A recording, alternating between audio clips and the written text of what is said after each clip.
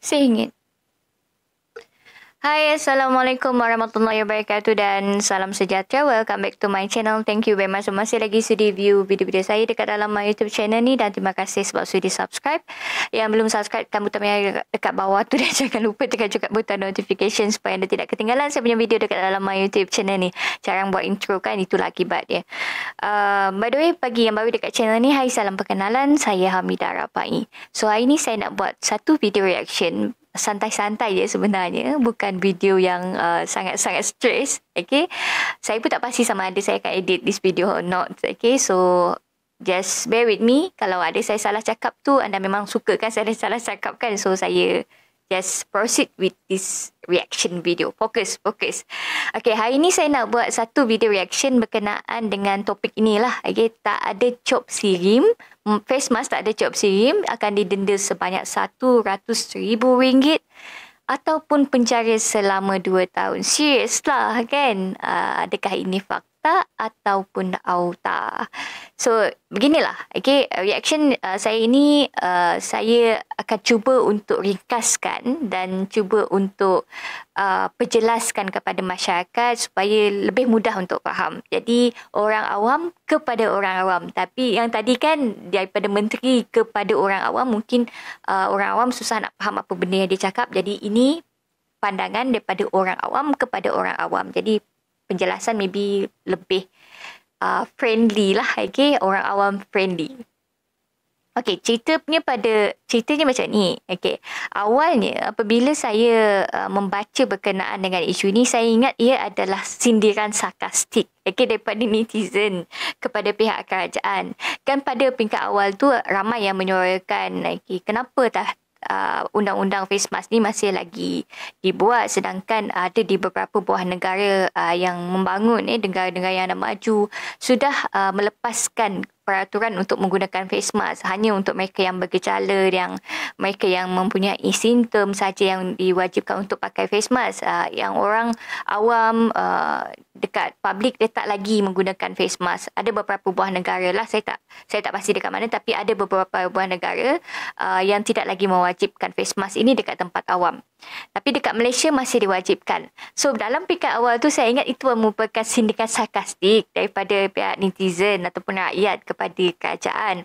Tapi bila terbaca tentang statement yang dikeluarkan ini daripada melalui rakan-rakan atau sahabat-sahabat saya lah dekat Facebook, saya mula ingat, macam betul je yang isu ni. So saya cari maklumat berkenaan dengan isu ini. So sampailah kepada reaction saya pada hari ini sebab saya dah faham apa benda yang berlaku, apa kesalahfahaman orang sehingga ramai yang memberi feedback berkenaan dengan benda ini dan kebanyakannya adalah negatif lah.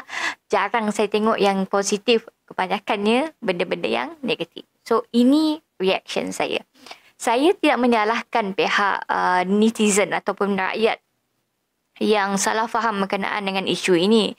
Satu hal juga kan, bila blog-blog berita keluar headline yang bombastik macam tu yang boleh mendatangkan kegesawan awam.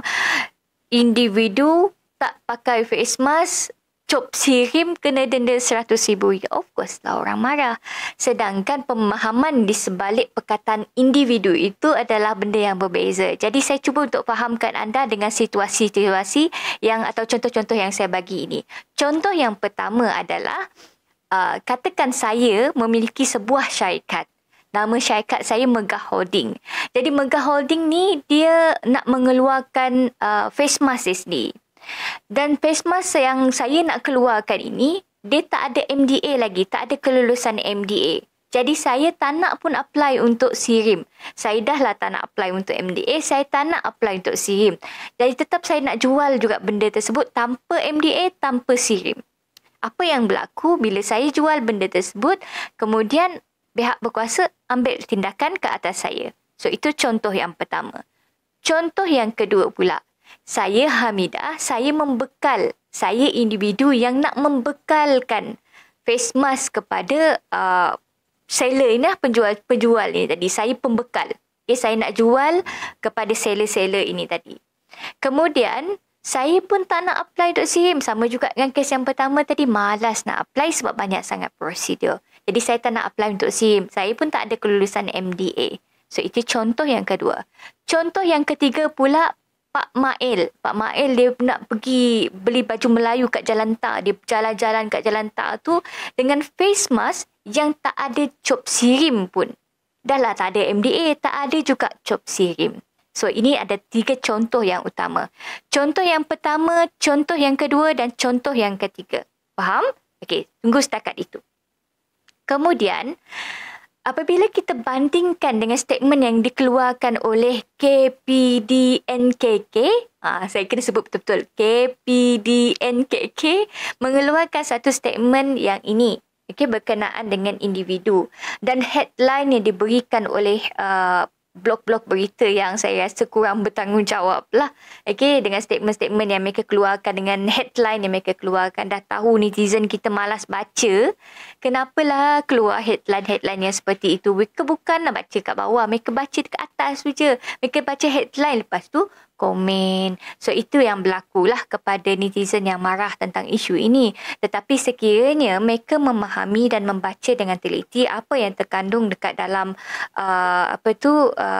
berita tersebut, mungkin mereka akan boleh faham.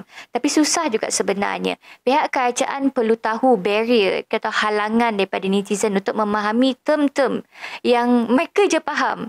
Mereka perlu pemudahkan istilah-istilah tersebut dan bagi kepahaman yang teliti kepada masyarakat. Beginilah, kalau anda nampak petikan ini, statement yang saya bagi dekat bawah sini, anda lihat ia merujuk kepada individu. Individu yang dirujukkan adalah pembekal, bukannya pengguna. Bukan kita, bukan Pak Mail yang contoh yang ketiga yang pergi Jalan Tak, pergi nak beli baju Melayu, kemudian dia pakai face mask yang tak ada cop sirim. Bukan itu individu yang dimaksudkan dalam petikan ini. Apa yang dirujuk kepada petikan ini adalah pembekal. Contoh yang kedua tu tadi. Contoh saya pembekal, saya nak jual kepada seller-seller ini tadi. Pembekal tapi saya tak nak apply cop sirim. Saya nak bekalkan face mask tapi tak nak apply cop sirim. Yang itu baru dikenakan tindakan. Yang pertama tadi jelaskan, contoh yang pertama itu memang dia akan kenakan tindakan disebabkan oleh dia syarikat. So therefore dia syarikat, denda dia lebih tinggi lah dia berbanding dengan individu ini tadi. Jadi saya faham lah, bila kita nak jual dekat satu-satu tempat tu kan, terutamanya kalau dekat Shopee ke, ia taklah memberi untung yang banyak.